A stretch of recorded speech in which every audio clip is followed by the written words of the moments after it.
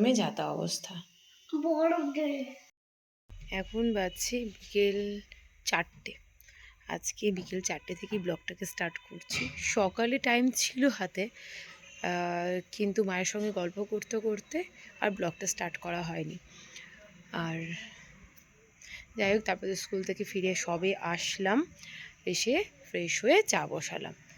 আর আপনাদেরকে একটা জিনিস দেখায়, এই যে আমার এই চেন, তার সঙ্গে এই লকেট, আর এই যে টপটা আমার একটা ফ্রেন্ড আমাকে গিফট করেছে। কেমন লাগছে? আমার তো ভীষণ পছন্দ হয়েছে। আসলে ব্ল্যাকের ওপরে কোনো ধরনের কম্বিনেশন, শাড়ি হোক, সালোয়ার হোক, কি জুয়েলারি হোক, আমার ভীষণ পছন্দের। আমার তো খুব পছন্দ হয়েছে। আপনাদের কেমন লাগছে অবশ্যই কমেন্ট করে জানাবেন। আপাতত চাটা খেয়ে নিই, ঋষি উঠুক, ঋষিকে সঙ্গে নিয়ে ব্লগটাকে আবার কন্টিনিউ করব। এই এই কে এরকম কারণ হলো? মা ধপধপ করেছে। মা খুলে দাও দরজা। দেখি আঙুলটা কি হয়েছে, দেখি আঙুল কি হয়েছে, দেখি। খুলবেই না? বাইরে থাকবে? আঙুলটা কি করে হয়েছে বললো, দেখি দেখি দেখি দেখি। ওটা দিয়ে কি করে? ওটা কি নিজে নিজে করেছে? দেখি ভালো করে দেখি।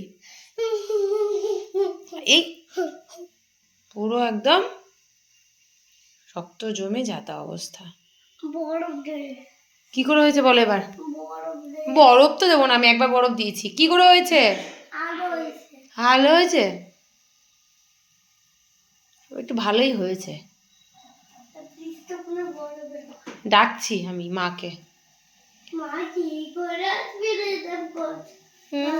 আর মায়ের কি করেছো? মায়ের মালা কি করেছো? কত কাণ্ড ঘটিয়েছে। মায়ের মালা টেনে ছিঁড়ে দিয়েছে, তার সঙ্গে আঙুলের এই অবস্থা। চলো এবার ডক্টরের কাছে নিয়ে যাবো। এটাও হাসছে, দুষ্টু একটা। এটা মাংকি, এটা আমার মাংকি।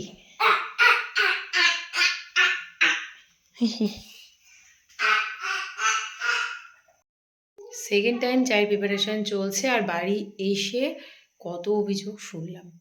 মায়ের মঙ্গলসূত্রটা টেনে ছিঁড়ে দিয়েছে, হাতের এই অবস্থা। মানে বকবো না কি করবো কিছুই বুঝতে পারছি না। এরকম একটু নিয়ে যাই ডক্টরের কাছে, দেখিয়ে আনি। পুরো একদম নীল হয়ে গেছে, মানে মুখটা তো উঠে যাবে বোঝাই যাচ্ছে।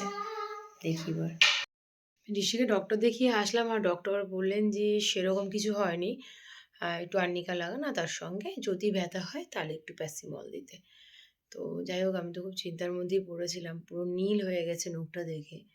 আর তারপরে কিছু কাজ ছিল, যে মায়ের মঙ্গলসূত্রটা ছেড়ে দিয়েছে, ওই জন্য গেছিলাম স্বর্ণকারের দোকানে, কিন্তু স্বর্ণকারের দোকান বন্ধ ছিল।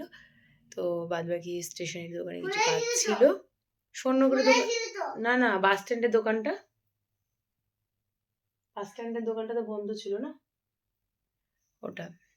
আমি আর একটা দোকানে গেছিলাম আর কি, সেই দোকানটাতে পারলো না করতে কাজটা। তো বাদ বাকি কাজগুলো সেরে বাড়ি ফিরে এসে মায়ের সঙ্গে বসে একটু গল্প করছিলাম। তারপরে যে ডিনার করে এসে আপনাদের সঙ্গে কথা হচ্ছে। আর এরই মাঝে আজকে ব্লগটাকে এখানে এন্ড করছি, কারণ এন্ড করার পরও অনেক কাজ রয়েছে। দুদিন থেকে ঠিক করে ব্লগ পোস্ট করতে পারছি না। হ্যাঁ বেটা, না বাবা, এই ফোনে কার্টুন হয় না। কারণ হচ্ছে যে আমার ওই ফোনে রয়েছে কিছু ভিডিও ক্লিপ, যেগুলোকে এডিট করে পোস্ট করবো। আর আচ্ছা, তো এইসব আর কি, সব এদিক ওদিক হয়ে গেছে। নতুন জিনিস তো একটু সেট আপ নিয়ে একটু প্রবলেম হচ্ছে। তারপর আর এর কথা শুনতে শুনতে আমি আর্ধেক কথা ভুলেই যাই। হ্যাঁ, আচ্ছা আচ্ছা বেশ, ঠিক আছে। সো এইসব কিছু নিয়ে ব্লগটা ঠিক করে পোস্ট হচ্ছে না, এখন এডিট করে পোস্ট করব। আর তার সঙ্গে এখানে ব্লগটাকে এন্ড করছি। দেখা হচ্ছে কালকে ফ্রেশ ব্লগের সঙ্গে। সবাই খুব ভালো থাকবেন, সুস্থ থাকবেন। টিল দেন, ঋষি মিটু গুড নাইট বলে দাও। গুড নাইট, ফ্লাইং কিস দাও। আচ্ছা, এটা নাকি ওয়াটারপ্রুফ ফোন আমার, ঠিক আছে।